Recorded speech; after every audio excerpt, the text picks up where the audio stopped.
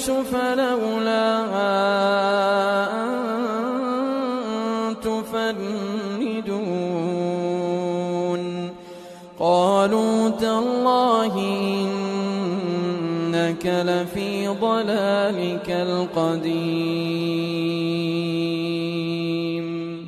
فلما أن جاء البشير ألقاه على وجهه فارتد بصيرا قال ألم أقل لكم إني أعلم من الله ما لا تعلمون